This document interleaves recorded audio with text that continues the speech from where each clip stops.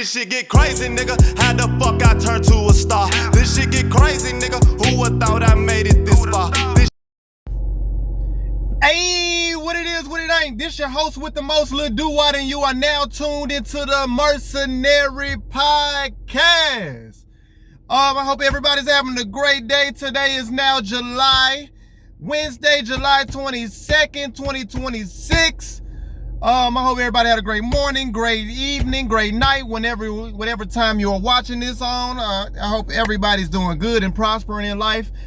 We got a lot to talk about today. We got a lot of NFL stuff to talk about today. And today I'm going to get into my top 5 teams entering the NFL season. Why? Because on today is July 22nd, and today is the first day of training camps. So a lot of teams start the training camps, both rookies and veterans today. So I'm thinking to myself, in honor of the training camp, and we are a little bit less than 2 months away from the season, less than a month, maybe a little less than a month and a half away from the season, why not get into my top 5 teams going into the NFL season? But before I get into it, let me start off by thanking my sponsor for this podcast, my sponsor, your sponsor, our sponsor, God.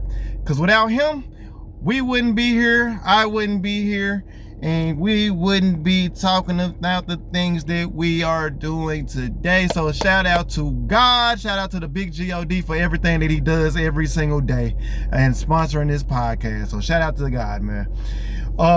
With that being said, let's get into it. My top 5 teams going into the 2026-2027 NFL season. We got a lot of I was about to do a top 10, but I just went ahead and did a top 5 because I honestly feel like there's probably maybe 5, maybe 6 teams honestly this season that actually have a legit chance of making it to the Super Bowl and actually winning the Super Bowl. You never know, because there might be a dark horse that comes out of nowhere and surprises everybody, a la the Seattle Seahawks last season. Even though Seattle has been a good team the last couple of years and leading into last season. But for as far as this season, this is my top 5 teams going into the NFL season. Starting at number 5, I have the Houston Texans. I honestly believe the Houston Texans are a phenomenal team. They are really good. They have skill position players. They have skill position players. They have good wide receivers in Nico Collins. They have a pretty good offensive line. Even though their offensive line has kind of struggled the last couple of years, they played a little bit better in the last season. I do expect them to make another jump this season and play even better. And they also still have CJ Stroud. The only reason the Texans to me are number 5 has nothing to do with their defense. I think their defense is all world. I think they're going to win a lot of games because of their defense. And I don't expect their defense to take a drop off. And if they do have a little drop off, I don't expect a significant drop off. I think this was the number 1 defense last year. And I feel like going into this year, they're going to probably be top 3, top 5 again this year. My only concern, and I can't believe I'm gonna say this, but my only concern for the Houston Texans is the CJ Stroud. CJ Stroud, his rookie year,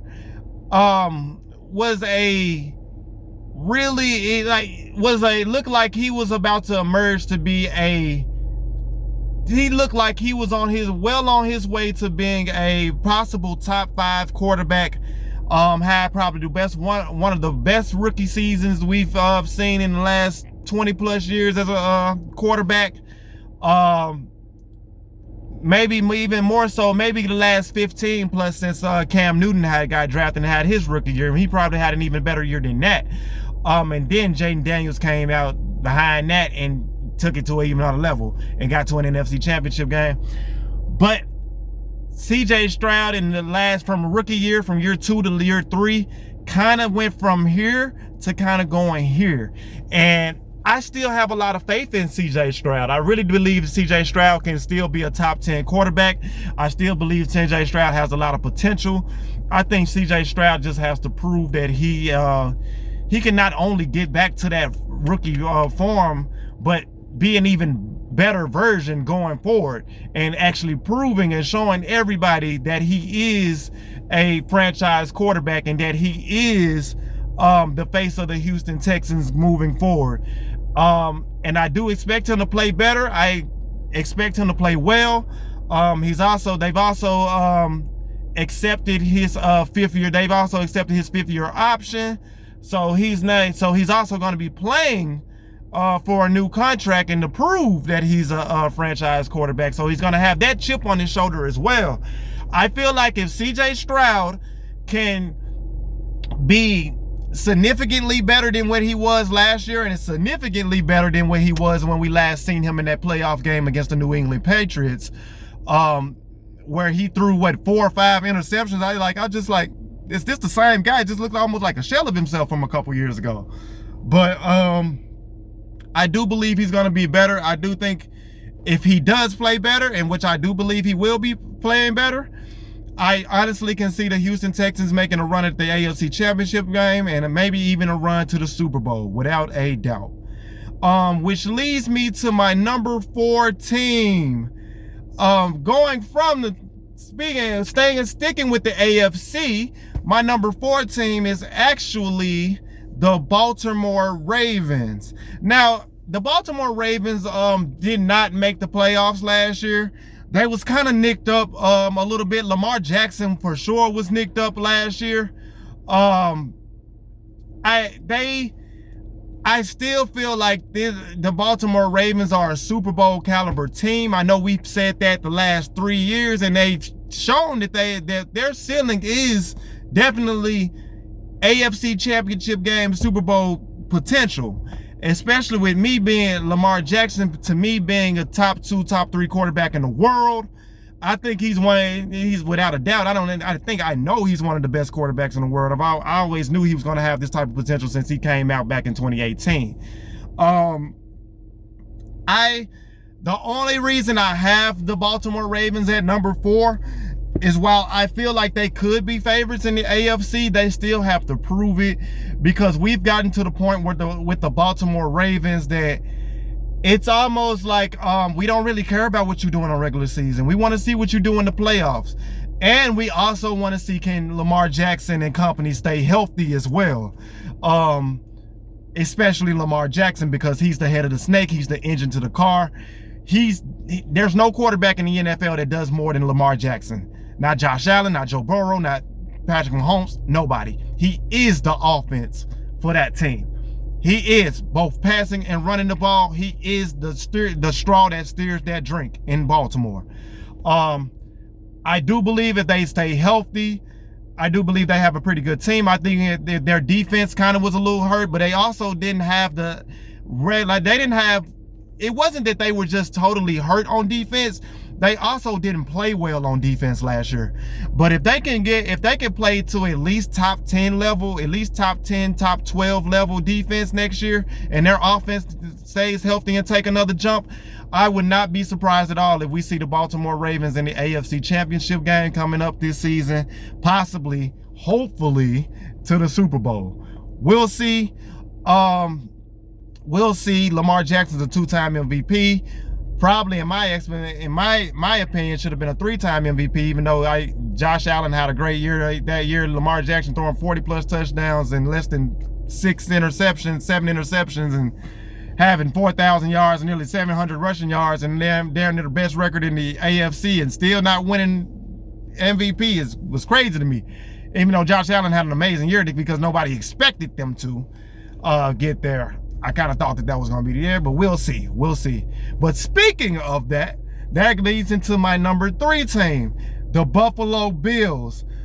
Just like I spoke on Lamar Jackson, like I said, Josh Allen is a MVP winner. He is also a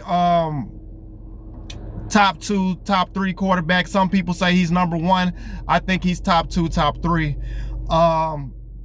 He's a phenomenal player. The Buffalo Bills have a really good team, and like Lamar Jackson, he carries the load on the offense, but not to the degree that Lamar Jackson does, because he's a bigger quarterback. He's also with a big arm and a dual threat quarterback, and he's also a tough quarterback. So he does a lot of the same things, but Lamar runs the ball, I think, even more than Josh Allen. Even though Josh Allen does run the ball a lot, he's more of a power runner, almost like a tight end when he runs the ball. I do have them ahead of Baltimore, considering the last time we seen them face off, Buffalo beat Baltimore.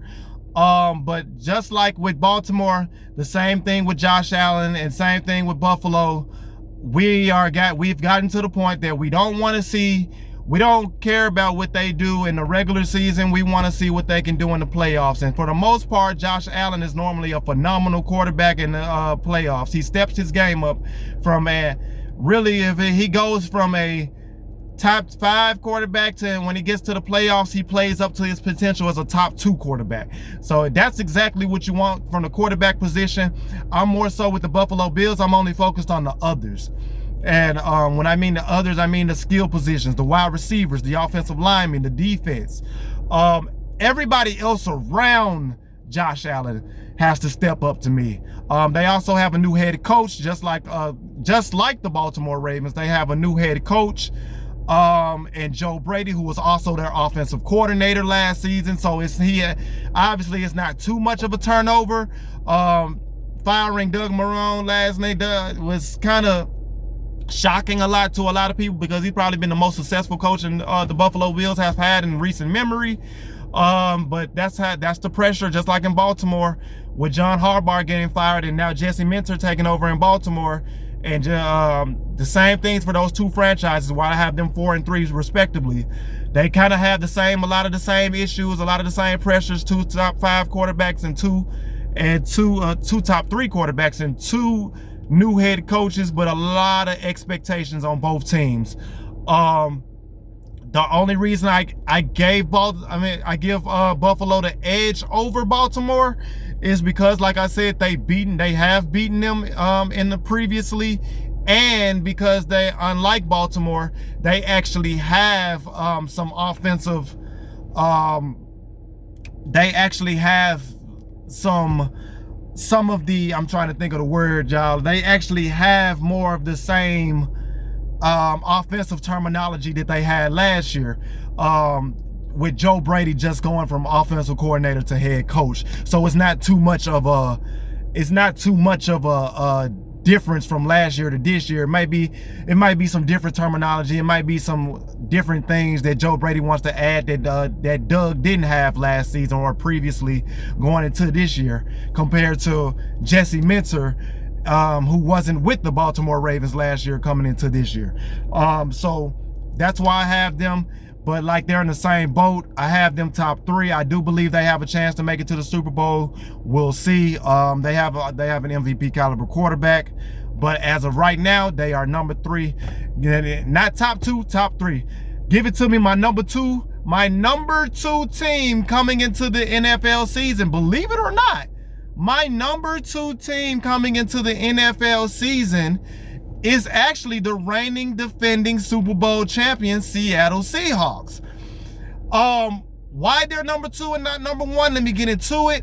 While I do feel like that defense is big time, because that is a big time defense in Seattle. Let's not get it twisted. That is a big time defense in Seattle. They got a lot of pieces on that team, both offensively and defensively. They can get up with the best of them. They can score with the best of them, but they're more of a defensive team. They built their team around defense, and then they kind of have like more of a play action type of style offense. They're a physical football team, is why I really believe I would not be surprised if the Seattle Seahawks made it back to the Super Bowl. Actually, I would not be surprised. They're a really solid team. They're a really solid team, man. The only reason I have them number 2 and not number 1, they lost Kenneth Walker, the Super Bowl MVP. I felt like they kind of underrated him a lot. they underrated him a lot, and they just let him walk, which I feel like that was a mistake. Even if you did feel like he was a top 5 running back, I feel like Kenneth Walker had proved that he was at least a top 10 running back, and he had a phenomenal playoffs to where he had a chance. I wish if he would have came back, he would have had a chance to prove for sure that he was a top 10, possibly top 5 running back coming into this season. But they let him go. Sam Darnold is still there. Sam Darnold is a really good quarterback, but Sam Darnold, unlike the other quarterbacks that I mentioned on this list, maybe with the exception of CJ Stroud, even though I do still feel like CJ Stroud has a bigger upside than Sam Darnold. Sam Darnold is still a really good quarterback. I'm not going to take anything away from him. He's a really good quarterback. I'm not going to take anything away from him. He's not in it. I wouldn't say that he's a top 5 quarterback. Maybe a top 10. Maybe if you want to put him at number 10, I would say that. That's fine. Well, if you want to put him at number 10, that's fine based off next year. Me personally, I just think I would put him at number 10, but I wouldn't put him no higher at number 10. I would still want to see him. I still want to see what he does based off last year. Can he still play to that level? Can he play at an even higher level? Can he be the reason that they get back to the Super Bowl? And if that's the case, you can't say anything else about Sam Darnold. And because if he can get back to a Super Bowl, whether they win it or not, just having won a Super Bowl and probably being the chance or even making it to another Super Bowl and playing good in the playoffs next year, to me, sets up for Sam Darnold possibly being a top 10 quarterback. But because I don't view him as a top tier elite quarterback, but I do think he's a really good quarterback, and for this Seattle Seahawks team, I think as long as you play really good, you should be able to get back to the Super Bowl. I do think they have a really good team. I just think they kind of took a little bit of a step back losing Kenneth Walker. I do think that's going to be a little bit of a step back. They did also pay Jackson Smith-Njigba this offseason, straight off the Super Bowl win, which they should, because Jackson Smith-Njigba to me is a top 5 wide receiver. So as far as skill positions go on that Seattle Seahawks defense, I mean, on that Seattle Seahawks team, from offense to defense, I do think they're a top tier team. I do think they are a Super Bowl caliber team. They just won the Super Bowl, and I would not be surprised if they get the Super Bowl. I just think they may take a little bit of a step back, and to me, I'm going to be watching to see if Sam Darnold is going to be able to maybe take his game to a little bit of a level, and just in case the defense drops off a little bit, just in case they're not able to run the ball as efficiently or as they did a little bit last year, especially more so in a postseason. But we'll see. They're a Super Bowl caliber team. They are the reigning defending Super Bowl champions. And they are in my top 5, just not number 1. Which leads to my number 1 team in my top 5 rankings. I'm going to go with the team that the Seattle Seahawks actually beat in the NFC Championship game. And I am going to go with the LA Rams, the Los Angeles Rams. Quarterback by who I believe is also a top 3 quarterback in this league, going along with Lamar, who are going along with maybe even top 3, top 5 quarterback. I think he's more top 3 as of right now, even at the age of 37 years old, and Matthew Stafford, who is the reigning NFL MVP, like I just said. The reason I have them number 1 is, man, they've gotten better from last year. Matthew Stafford is not coming into the offseason hurt. He's not coming into the offseason like last year, where we were kind of wondering if how many reps was he going to play, how many games would he be able to play, coming off a back injury. I believe he had like back surgery as well. And Matthew Stafford shut a lot of people up, shut all of us up, and proved that, because I was a little nervous for Matthew Stafford last year, not from a talent perspective, but when you were when you're a 36, 37-year-old quarterback and you're coming off a back injury, that scares me no matter how talented the team is.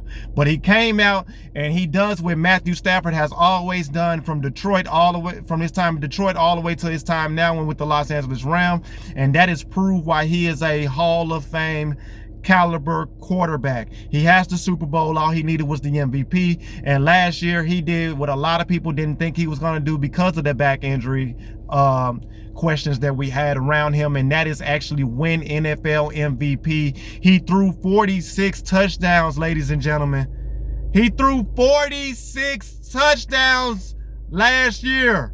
As a 37-year-old quarterback going on 38-year-old quarterback, he threw 46 touchdown passes. And that is incredible. But what the thing with the Los Angeles Rams is not just Matthew Stafford. They have Puka Nacua, who's a top 5, top 10 wide receiver, probably more so top 5. Devontae Adams, who's still at 32 years old, is still a top 10 wide receiver as well, dominating in the end zone for the Los Angeles Rams last year. They have a running game.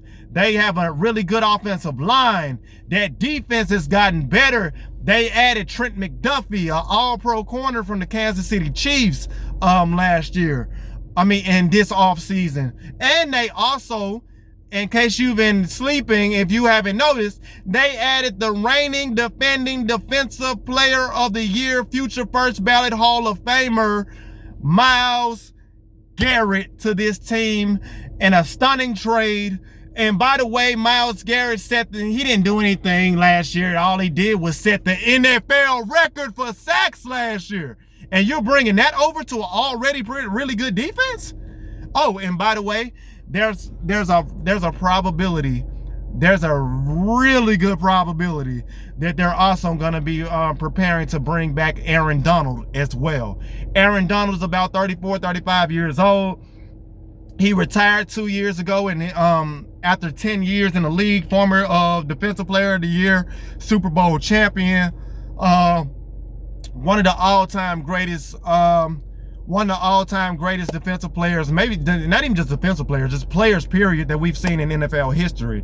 And even with 2 years removed in the game, I would still think that Aaron Donald would be capable of getting near to 10 sacks still. Even at 35 years old, I still think 34, 35 years old.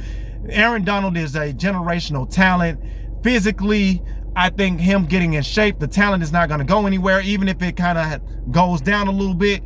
Having Myles Garrett, who's still in his prime at 30 or 31 years old, I think he's 30 years old, 31 years old, in his prime, who's a few years younger than you on that side, why wouldn't you want to come back and play?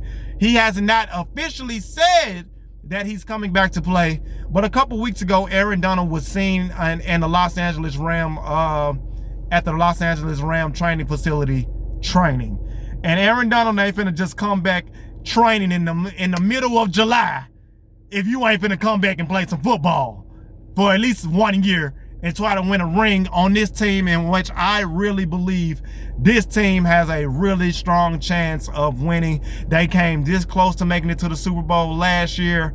They were a player or two away last year from making it to the Super Bowl and losing to the Seattle Seahawks.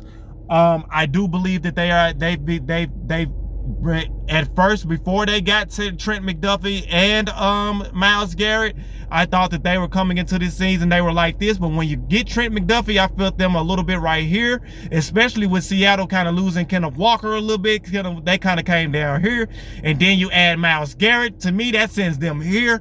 And if you probably bring Aaron Donald, and if Aaron Donald can be at least 50% of what he used to be, they're going here. So to me, they're ascending. The only thing about the Los Angeles Rams, like I would say, the only question I would have about the Los Angeles Rams is health. Can they stay healthy? Can Matthew Stafford stay healthy? Can Myles Garrett stay healthy? If they can stay healthy, this team has a chance. This team has a chance, I think they have a stronger chance than anybody in the league right now to make it to the Super Bowl next year. Not just from a talent perspective, because they also have one of the best head coaches in the league, who's also still very young at the age of, how old is Sean McVay now? About 40, 41? Still very young, maybe even 38, maybe around the same age as Matthew Stafford is. Still a very young head coach, still one of the best coaches doing it right now. So when you have an elite play caller in Sean McVay, an elite quarterback in Matthew Stafford, a really good running game, a really good offensive lineman, and a potentially really elite defense, I don't see any. That's why I don't see anybody who really would be able to beat that team outside of a Seattle, outside of a Houston in the Super Bowl if you can get C.J. Stroud to play up to his potential. Those are the only teams that I could possibly really say that could beat them going into the season. There's a couple of dark horses that didn't make it into my top 5, and I want to give them a couple of honorable mentions. On the San Francisco 49ers, who are also in the same division with the Seahawks, with the Los Angeles Rams. I do feel like with having Kyle Shanahan as their head coach, I do think that anytime you have them as their head coach, anytime you have Brock Purdy, who's still emerging as a top 10, who is, I believe, is a top 10 quarterback, is still emerging as a top 10 quarterback, a defense that could get better, an offense that can get even better. They had a few pieces here and there that they're kind of missing, but I would not be surprised if the 49ers are also a dark horse that could also make it to the Super Bowl. And a very, very tough division, maybe the best division in football right now in the NFC West. And I would not, and another honorable mention would probably be the Kansas City Chiefs. The Chiefs are kind of slept on. They went 6-11 last year, and they're not in my top 5 currently. Patrick Mahomes tore his ACL, so they have a lot to prove, and they also lost Trent McDuffie to the Los Angeles Rams, who I mentioned earlier. So, but with that being said, if you have a healthy Patrick Mahomes, it's kind of hard to bet against Patrick Mahomes, because when healthy, Patrick Mahomes is not a top 2 quarterback. He is the number 1 quarterback in the league, and he is probably the best quarterback of making nothing, making lemonade, making lemons out of lemonade. Making lemonade out of lemons, making chicken shit, making tuna salad out of chicken shit. Like Patrick Mahomes and Andy Reid, I would not doubt that. I do believe they're gonna probably get better. How much better? I don't know. But even if they slide into the playoffs at 10-7, I would not be surprised if the Kansas City Chiefs can make a run. But that, we'll see. We'll go from there. I feel like this is going to be an exciting NFL season. There's a couple of teams that I do feel like, like I said, though, that is my top 5 teams that I feel like is favored to make it to the Super Bowl coming into this season. I'm excited for this season. I'm excited for this season. I really want to see how these teams are gonna look. Obviously, it's very early. This is only the first day of training camp. It's only the first day of training camp. So far so good. We haven't had any significant, knock on wood, any significant major injuries from any teams right now. We'll see. What happens, but I'm excited. You know, the NFL season right around the corner. The preseason is going to start up in the next few weeks. The Hall of Fame game is around my birthday. I believe it's on August 3rd. My birthday is August 2nd, so shout out to all the Leos out there. Tomorrow is officially the first day of Leo season, so if you're a Leo, shout out to the Leos. Hey, it's our turn. We finna go up. But that was my top 5. And with also a couple of honorable mentions, I will probably end up doing a team for my top 5 dark horses in the near future. So stay tuned to that. I've already gave y'all a couple with the 49ers and the Kansas City Chiefs. But that is my top 5 teams going into the NFL season. I'm not gonna make this a long video. I just wanted y'all to kind of, just kind of see where my mindset is on the NFL season, and we're just gonna take it from there. And honestly, I'm just excited, bro. I'm just excited. And we're going to see where we go. We're going to see where it goes.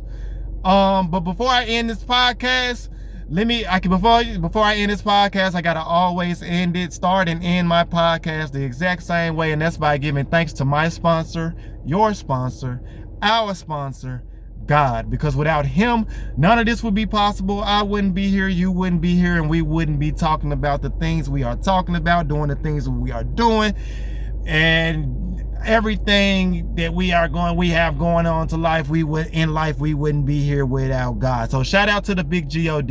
Shout out to God, because without him, none of this would be possible. And shout out to you. Shout out to the people that's watching this show, man. Shout out to you, man. I appreciate y'all more than anything. Shout out to the people who's been watching my show. Y'all know what it is. Y'all know the motto. We grinding for show. We always getting better. We always getting bigger and better every show, every day, every minute, every second. That's what that's the mindset, and then that's what I want to give it to y'all. That is the mindset in everything that you do, no matter what job you work, no matter what goals you set for yourself. Always want to be the best version of yourself. Always want to get bigger and better. So I feel like the people that support me, that is our mindset. That is what we own. So I appreciate y'all, because y'all keep me motivated. And to any new subscribers, I appreciate y'all as well. Subscribe, like below, leave a comment. If there's anything that you want me to talk about on the next episode, I will definitely talk about those things with y'all. If there anything you disagree with me about, well, I can make a video about that as well. I can add that into the next video. Hey, I don't have anything like, hey, I don't care. I'm always up for a good debate, y'all. I'm always up for a good debate. I'm always up to having an intelligent conversation about sports, entertainment, whatever you want to talk about, whatever topics you want to talk about, I'm always down. With that being said, I appreciate y'all. Subscribe to the channel, leave a like, and also, like I said, leave a comment down below. I love y'all. I'm get up with y'all. Peace.